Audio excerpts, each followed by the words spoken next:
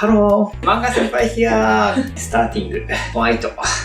よーし、さあやっていくぞ。今日は、質問に答える回だ。質問をいただいて、どうも、サンキューベリーマッチ。じゃあ、妹さん、どんな質問が来てるのかな？ How do I curve the kinetic lines? どうやって流れの線をカーブさせたらいいのか。書き文字会でやった流れの線、緩いカーブ線は何なんだっていう。なるほど。でございますね。これだね、この話だね。僕がドカとか書いた時にね、なんかこういう流れがあるよねとか言って、これがカービングしてたんだよね。このカービングは何なんだと。What カーブですよね。これね、別にね、まっすぐでもよかったっていう、ストレートでもよかったよっていうのはまあ一個あるとはして、でもやっぱりピクチャーの中に、インナーピクチャーに流れ、ストリームはあるんじゃないかなと思ってて、ストリームはちげえよって思われたかもしれないが、それを多分僕は感じ取って、一つの絵の中から感じ取ってやったんじゃないかなと思っております。まずね、そもそも絵の中に流れってあるよねって思ってて、例えばね、こんな描き方とかもあるんだよ。これは絵コンテライターのミスター木下が言ってたんだけど、それはまず絵を一番最初に描くときに、もう流れを決めちゃうのだと。特に対角線から対角線まで、ここが一番コマの中でロングラインなので、ここを目の流れとして楽しませたいから、なるべく対角線上、綺麗な流れ、ビューティフルラインを作るんだと。それで、そこにボディのラインを合わせていったりすると、綺麗なポージングの絵が描けたりするんだよ、みたいな、そんなようなことを言ってた。で、こうやって見ると、やっぱり絵の中に流れって絶対出てくるよね。で、その流れ、ストリーム、ストリーム、ストリーム、ストリーム、ストリーム、ストリームですね。このみんなが感じているこの流れを意識して、僕は多分2つの流れを入れたっていう感じ。だから例えばこれだったら、この流れを意識して、タみたいなのやってもいいし、そんな感じかな。ここにある流れだよっていうね。絵としての流れを感じてほしい。これはもう感じ取るものだな。絵の中のリズム。さあ、そして、で、この話と一緒に、今度コマを割っていくね、コマ割りの時に、この流れっていうのが、いわゆる視線誘導とか言うんだよね。視線誘導。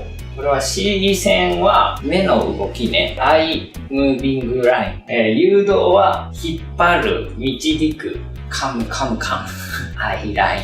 今、目がこういう風に、コマがこうやって何個もあったら、ね、目にタイムコマ。目にコマがあれば、こうやって、吹き出しね、こうやって見ていくよねっていう、これが視線誘導だね。で、これがめちゃくちゃ大事だよみたいなことをジャパニーズ漫画テクニカルブックには結構書いてあって、みんな混乱する。ね、だからこれはまた今度ゆっくり考えていこう。でもそんなに難しく考える必要はない。読めるから吹き出しがこう入ってるとね、難しく考える必要はないんだけど、こうスラスラ読めるためには、こういうのもやっぱり大事だよってことだね。っていう流れの中、こうやってワンページの中に、こう、ね、ジャパニーズ漫画の場合、こうやってね、右上ライトアップから見ていくので、こういう順番で読むんだよね。その流れとかも意識して、こういうどんなキャラクターのポーズを入れていくか、みたいなのも考えてあげるといいのかもしれない。で、これはもちろんこういう流れで今、この流れに沿って、あ、書けない。これはなんだこれは。流れに沿ってね、やるのか、逆にこの流れに対抗するコンフリクト。っていうポージングを取ることもできるよね。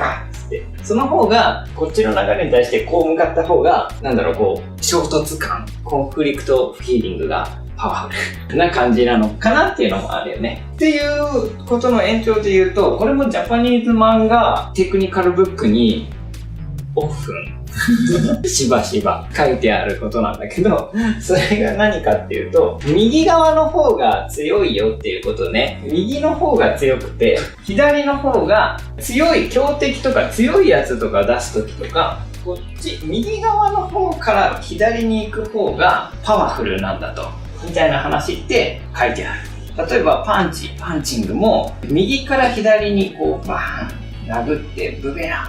こっちの方がより痛く感じる、強く感じる。で、逆にこれが不思議なことに反対向き、こっちからバンブベラン、こっちとこっちではなんとなくこっちの方がパワフルに感じるこれなんでこれがそういう風に感じるのかってちょっとさっきも話してたんだけど不思議だなと思ってて、漫画先輩も今疑問に思ってるところなのでぜひ聞かせてほしいんだけど、 Your idea をなんでなんだろうねと思って。日本の漫画はこっちから読むからこういう流れでね読んでいくからこっちの方が力強いのか、つまり海外の皆さんのこっちから読んでいく漫画ね、ワールド漫画はだいたいレフトサイドから読んでいくことの方が多いと思うんでね。そうした時にはじゃあこれは逆にこっちの方がパワーを感じるのか、それともそもそもこれは人間はジャパンの場合ライトハンド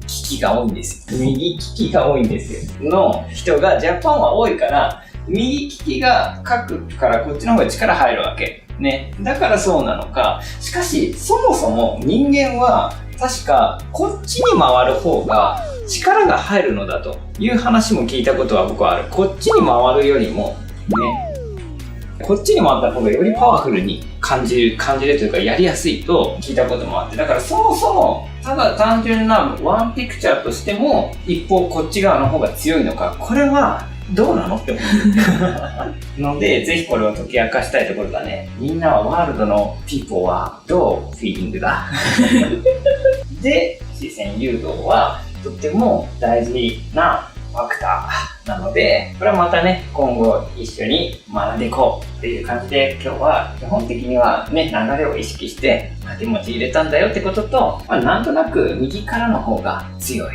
あとは面白かったな、縦読み漫画が最近流行ってるジャパンとかでも世界ワールドでも縦スクロール、スマートフォンとかで読むために縦スクロール漫画流行ってる。これの場合バトル漫画ってやっぱり書きにくいんだって。それなんでかっていうと、横の動きよりやっぱり下に行く動きだから。だからバトル漫画やるとみんな下に打ち下ろせってなるとね。でだからやっぱりその流れに沿ってやるというのは大事なアイディアだよ。 OK。 全然関係ない話していい？これ何ですか？だいぶ昔にテレビでやっててさ、中学生ぐらいの時かな、やってて、はい、結構びっくりして、こうやって円を描くじゃない？こうやって描く。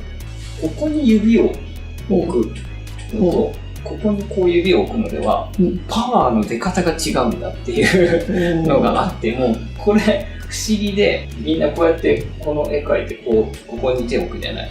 で左手をこうやって、で誰か友達にこれをグッて引っ張ってみてと、開いてみてと。でこっちにやってる時にはこれがもう硬い開かないんだけど、こっちにやった瞬間ふにゃって開いちゃうっていうのをやってて、なんでと思って、これ衝撃、そんなことあると思ってやってみてください。やらへんのかい。ミスター鏡、はい、ここに手を置くじゃないでしょ。何これ？こうやってグッてやってくる。これ力入れてる。思いっきり力入れてる。で、僕は離そうとするんで、我慢してね。ってなる。今度じゃあこっちに置いてください。おー何をしたことをマジか。すごいですね。にゃー。これがジャパニーズ流れなんですよ。これが漫画にも応用できるかもしれない。じゃあ画面左下にボタン右下にあるので、流れに沿ってプリーズプッシュ。